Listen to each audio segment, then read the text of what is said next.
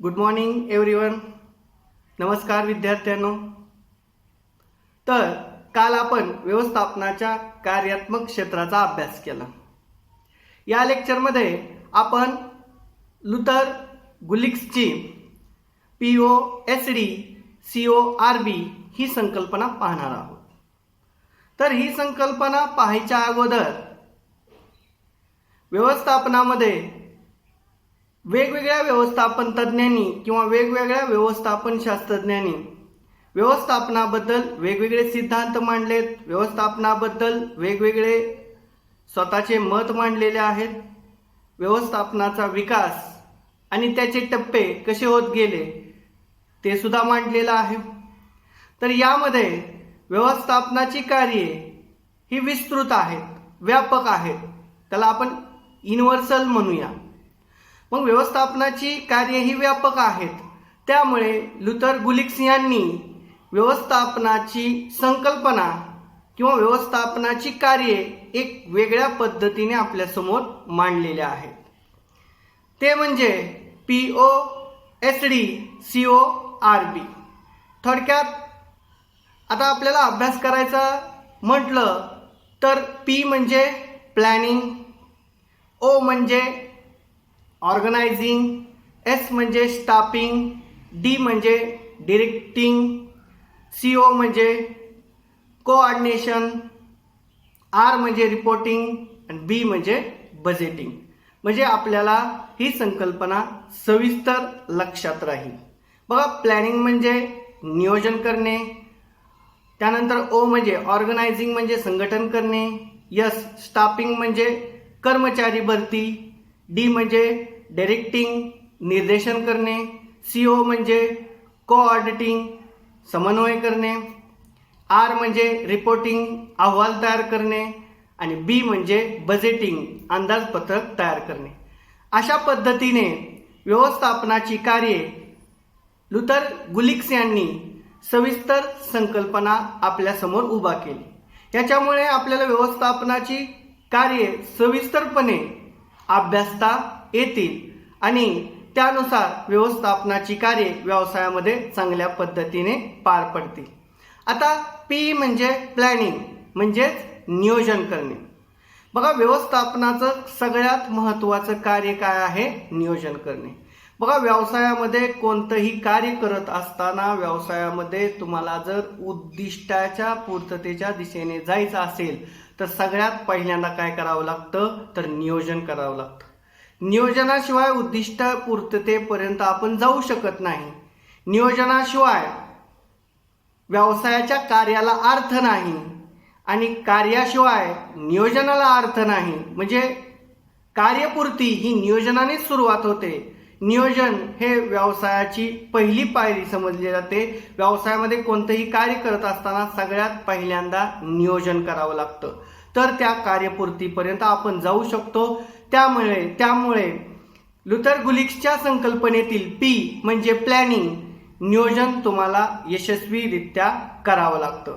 त्यानंतर लुथर गुलिक्स यांनी सांगितलेलं व्यवस्थापनाचं दुसरं कार्य म्हणजे आपण असं म्हणू POSD CORB ची दुसरी संकल्पना ती म्हणजे O म्हणजे ऑर्गनायझिंग, संघटन.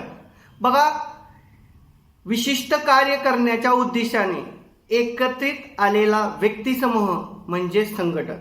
व्यवसायामध्ये जर संघटन उत्कृष्ट असेल तर व्यवसायातील अशक्य कार्य सुद्धा शक्य होऊ शकतं. बघा, संघटनेला व्यवसायामध्ये खूप महत्त्व आहे. व्यवसायातील संघटन कार्यक्षम असेल, क्रियाशील असेल तर व्यवसायातील अशक्य कार्य सुद्धा शक्य करू शकतात. ते कशाच्या जोरावर? संघटनेच्या जोरावर. त्यासाठी लुथर गुलिक्सनी सांगितलेल्या संकल्पनेपैकी O म्हणजे ऑर्गनायझिंग, संघटन, हे एक व्यवस्थापनाचं महत्त्वाचं कार्य आहे.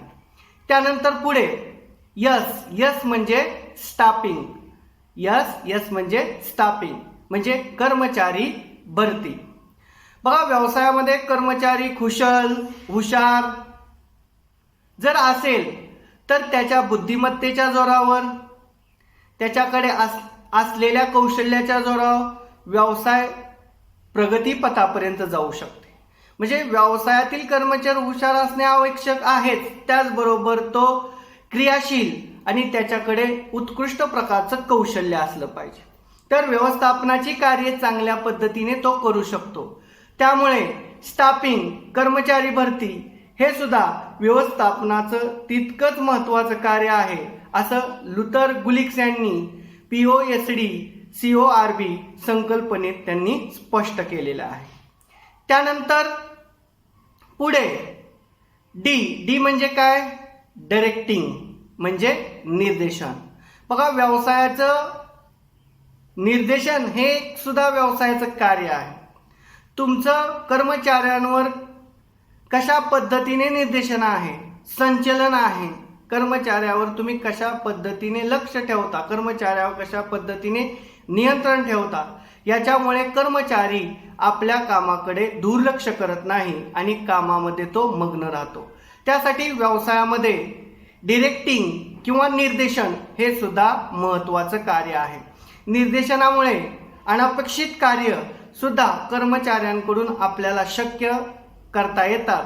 त्यासाठी व्यवसायामध्ये डी म्हणजे डायरेक्टिंग, निर्देशन हे व्यवस्थापनाचं महत्त्वाचं कार्य आहे, असं लुथर गुलिक्स यांनी आपल्या POSD CORB या संकल्पनेत स्पष्ट केलेलं आहे. त्यानंतर विद्यार्थी मित्रांनो, पुढचं कार्य आहे ते म्हणजे CO म्हणजे कोऑर्डिनेटिंग. CO म्हणजे काय? कोऑर्डिनेटिंग. या म्हणजे कोऑर्डिनेट म्हणजे काय? कोऑर्डिनेट म्हणजे काय? समन्वय. तर व्यवसायाचा आकार, विस्तार खूप मोठा असतो आणि व्यवसायाच्या आकारानुसार, व्यवसायाच्या प्रकारानुसार, व्यवसायाच्या विस्तारानुसार व्यवसायामध्ये समन्वय हे खूप महत्त्वाचं व्यवस्थापनाचं कार्य आहे. लुथर गुलिक्सच्या मते व्यवसायामध्ये समन्वय असेल तर व्यवसायातील सर्व कार्ये व्यवस्थित पद्धतीने पार पडतात. उदाहरण घ्यायचं झालं असेल तर खरेदी विभाग हा उत्पादन विभागावर अवलंबून असतो, उत्पादन विभाग हा विपणन विभागावर अवलंबून असतो, विपणन विभाग हा जाहिरात विभागावर अवलंबून असतो. अशा प्रकारे प्रत्येक विभागाचं एकमेकावर समन्वय असलं पाहिजे. विद्यार्थी मित्रांनो, व्यवसायाच्या कार्यामध्ये जर समन्वय असेल तर कर्मचाऱ्यांमध्ये एकमेकाबद्दल आदर, एकमेकाबद्दल सहकार्याची भावना निर्माण होते आणि त्यानुसार विद्यार्थी मित्रांनो, कर्मचारी कार्यक्षम होतात आणि त्यांच्या कार्याची गती वाढत असते. त्यासाठी लुथर गुलिक्सच्या संकल्पनेमध्ये कोऑर्डिनेटिंग हे सगळ्यात महत्त्वाचं आहे, समन्वय हे सगळ्यात महत्त्वाचं आहे. समन्वय असेल तर व्यवसायामध्ये अशक्य कार्य सुद्धा शक्य होऊ शकतं.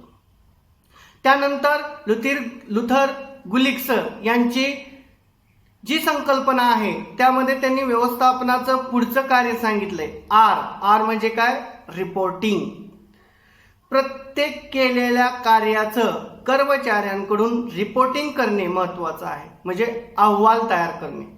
आपण कोणत्या पद्धतीने कार्य केलेलं आहे त्या कार्याचा आराखडा म्हणजे अहवाल होय. बघा, व्यवसायामध्ये केलेल्या कामाचं आराखडा म्हणजे अहवाल असतो. अहवालानुसार विशिष्ट कर्मचाऱ्याला दिलेले कार्य नियोजित वेळेत पूर्ण झाले आहे किंवा नाही हे अहवालावरून कळू शकतं. कामाच्या विकासाचा दर हे अहवालावरून किंवा रिपोर्टिंगवरून कळू शकतो. त्यासाठी लुथर गुलिक्सच्या मते आर म्हणजे रिपोर्टिंग, अहवाल तयार करणे तितकंच महत्त्वाचं कार्य व्यवस्थापनाचं आहे. त्यानंतर बी म्हणजे बजेटिंग म्हणजे अंदाजपत्रक. बघा, कोणतेही कार्य करत असताना त्या कार्याचा अंदाज अगोदर लागणं अपेक्षित आहे. जर त्या कार्याचा अंदाज आपल्याला लागत असेल तर कार्य अपेक्षितपणे आपण पूर्ण करू शकतो. म्हणजे विशिष्ट उद्दिष्ट पूर्ण करण्यासाठी जे आपण पूर्व अनुमान लावतो त्याला अंदाज असे म्हणतात. अंदाज जर आपले अचूक असतील तर व्यवसाय वेगवेगळ्या प्रकारची उद्दिष्ट पार पाडू शकतो. त्यासाठी बजेटिंग किंवा अंदाजपत्रक तयार करणं हे सुद्धा व्यवस्थापनाचं महत्त्वाचं कार्य आहे.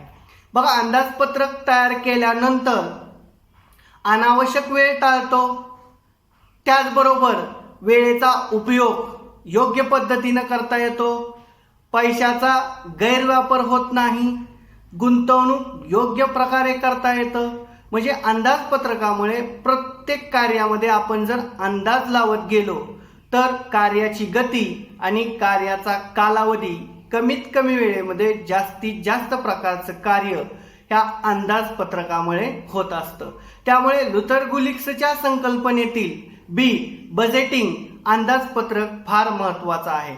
बघा, प्रत्येक ठिकाणी अंदाजपत्रक तयार करूनच व्यवसायातील कार्य केली जातात, कारण विशिष्ट काळासाठी विशिष्ट प्रकारचा अंदाज लावूनच कार्य पूर्ण केली जातात आणि व्यवसायामध्ये अंदाजपत्रक हे खूप महत्त्वाचं समजलं जातं. लुथर गुलिक्स यांनी POSD आणि CORB ही सांगितलेली संकल्पना यातील प्ली म्हणजे प्लॅनिंग, O म्हणजे ऑर्गनायझिंग, D म्हणजे डायरेक्टिंग, CO म्हणजे कोऑर्डिनेटिंग, R म्हणजे रिपोर्टिंग आणि B म्हणजे बजेटिंग ह्यानुसार व्यवस्थापनाची संकल्पना लुथर गुलिक्सची त्यांनी मांडलेली आहे. ह्याच्या व्यतिरिक्त वेगवेगळ्या व्यवस्थापन तज्ज्ञांनी वेगवेगळ्या प्रकारची कार्ये सांगितलेली आहेत, परंतु लुथर गुलिक्स यांनी इतरांच्या विरुद्ध दिशेने